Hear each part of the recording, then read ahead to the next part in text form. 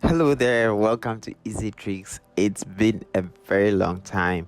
I have not been able to get time to record content for my lovely viewers, but hey, now I'm back. Anyway, today I want us to talk about the program that can help you to stay in America permanently. So, if you are interested, okay, there have been a lot of complications about DV lottery being like DV program. That is the name, but we normally call it DV lottery because it's like a chance you can either win or lose. So, today I'm going to take you through a step-by-step procedure that will help you to be able to fill the forms accurately. Okay, it's a very crucial process, not crucial, very simple, but since it's a program that you must get everything accurate before you can win this program. So without wasting much time, let's go to my phone. I want to use my phone because it is very easy for you to apply with your phone. That should tell you how easy the procedure is. But for the purpose of credentials or information that may not help the platform, I would not feel any information about myself or anyone, but rather I'll just take you through the step-by-step guide to help you fill this. So when you go to the website, let me go back. So the web, you can just search dvprogram.state.gov. It will be the first website that will come. Please, there are other people that are using fraudulent websites. So if you go out there, make sure you get the one that is showing exactly on my screen. So when I click on this one, you see that it takes me to the page where you see the US Department of State, Bureau of Consular Affairs, and there is a code there. So since it's opened, okay, this program started from October throughout to November 5th, okay, so you still have a chance to be able to fill in your forms to also become part of the winners. Well, 55,000 visas are going to be distributed, and maybe this will be your lucky day for you to get this opportunity to go to America without stress, because going through the other means, visitor, student like F1 visa and all those other categories of visas are sometimes very difficult to get, but it comes by the grace of God, or even you being lucky on that day of your visa interview, especially when you are a student and all of that. So I'm just going to take you through a simple process, and the very important aspect of this whole process is get your picture right. Okay, the picture that you'll be using for the lottery, you should get it. No, I keep saying lottery, the program, you should get it right. So assuming you go to the photo studio, there is a specification. When we get there, we'll look at it. So there is a specification. Make sure the photographer, I am a photographer myself, so I know the dimensions. Like, you take it to Photoshop and then you edit it according to the dimensions that the program requires. So just go according to all those specifications and you'll be lucky. So let's go. So when you visit the site for the first time, you go to this instructions. So if you have time, you can read throughout the entire instructions. It's about 7-step or a 7-stage instructions, and then you go through them. Then we go to begin entry. Okay, that is where we want to fill our information. So it's just like you fill in your details so that at least throughout the process, or after the program is over and then the winners are being selected, you see your name. So you go to begin process or begin entry, sorry. So let's take some time for it to load. I'm using Wi-Fi, but I don't know why my network is kind of slow today. Okay, so after you enter the information like this, you see this code. Okay, it's a special code that you have to enter. Normally it's an authentication code, so let's try it.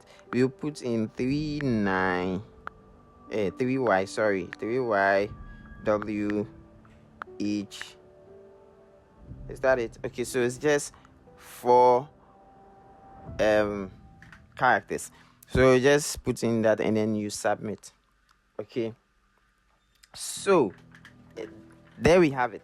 The moment you submit that information, now there will be a form, an e-form or an entry form for you to be able to fill those information into it. The name of the form is DS5501. DS55 yes, DS5501. I ignored the dash, but it's DS-5501. So there is a control number at the top. You have to ignore that, and then the date where this form is going to expire is there, and then you have a duration of about 30 minutes to be able to fill all of this information. Okay, so the first thing you input is your last name or your family name. So if, for example, you are Konedu, Amankwa, Utu, and all of those things, like those are your surnames. Or say Boatin, all those are the last names that Ghanaians use. So if you are a Nigerian or you are from Uganda, you are from any other country, whatever your last name or your father's name, sometimes we use our family name, our father's name to be our last name. You put it at where the indication. You have to be careful when you are filling this information because it's very, very crucial. Okay, you make the least mistake you make, you are gone. So I don't want to make this video longer. Maybe within 10 minutes we should be done. So you put your family name, then your first name, and then your middle name if you have any. Okay, so maybe my name is Ferguson, so you put Ferguson Alex. Maybe my middle name is Wilson. Okay, so Ferguson Alex Wilson is my full name, so it has to appear, especially how it's been arranged in your passport. Okay, then you choose your gender. Here they only have two. For other categories of genders, maybe you can indicate it later, but for here you can only choose male or female. Okay, then you go to your date of birth. Everybody knows their date of birth. The fact that you are listening to this audio and you can understand it, it means you will be able to remember your date of birth, and then you also input that one in. So the months in America, they have a format where the month comes first, the day, and then the year, then the city where you were born.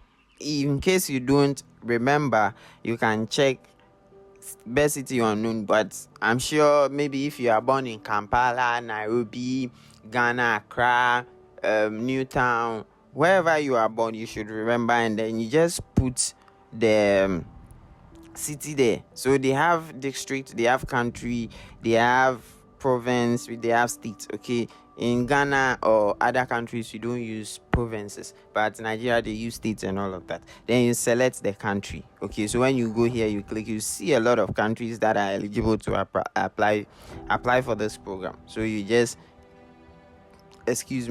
input those information in there, or you select your country, and then the moment you select, if that is where you were born, it will automatically click or select yes. If not, then this is the country of eligibility.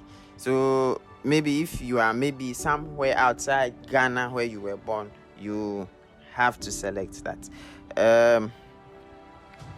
Let's go now. This is where the important thing is. Okay, so photograph must be submitted at the time of the EDV entry. Photographs that do not comply with specification, including but not limited to recency of photo, must be taken. I can't read all of this, so you have to get the photo you need. It has to be a recent photo. It has a dimension. Okay, it has a dimension. It has to be a squared photo, like a passport size picture, but it has a dimension. Maybe I have to do an extra or a separate video explaining how the dimension is, and I can also guide you on certain apps that will help you to to create the photo the way they want it to be. But please make sure that you take a quality photo. Make sure you take a quality photo and then you submit that, and then you come to the next step, is which is number 8, where you submit your mailing address, so your where you stay, in the care of maybe if you don't have a mail address and you want your mostly, I don't know, they don't post those informations to mails, but I don't know for other countries. So but in Ghana, every information comes to, well, if you win, they are not going to send you a mail. You have to check and know if you've been selected and all of that. But I think other things would have to be posted through mail or something. So you select their mailing address, and then you select the country where you live today.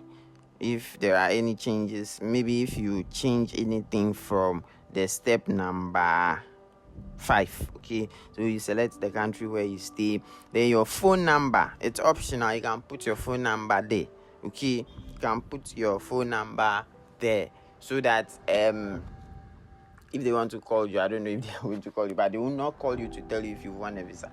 And then you put your email address. Your email address is very, very important. For email address, please put at least a professional email. A professional email is maybe your name being kofiboatin@gmail.com. Like, it should be in line with your name. Don't go and put killer man. I mean, who do you want to kill? At the end of the day, you'll be scaring somebody. So please make sure you put your email address, which is also very important. Then you select your highest degree of education. I didn't want to make this video long, but I think it's taking much time. So you select your highest level of education. So they have primary school till doctorate. If you have doctorate, it doesn't exempt you from, I mean, if you are a doctor, you can still apply for DV lottery, go to America, and then practice your I mean your I don't even know what to use. Let me just speak now. Then it's also very important to also choose from this place. If you are married, please make sure you indicate you are married. If you are not married, indicate it. If you are divorced, indicate it. But at the end of the day, make sure that any information you choose here, you are going to prove it when you're going for your visa interview. So don't just say, let me just put anything over there, and I mean, it will take me to whatever, I mean, I'm going to win, and then when they ask me, I'm good. I mean, American embassies, they don't like listening to stories. They are straightforward. You tell them the truth. If you don't tell the truth, you'll be denied any opportunity you are going for.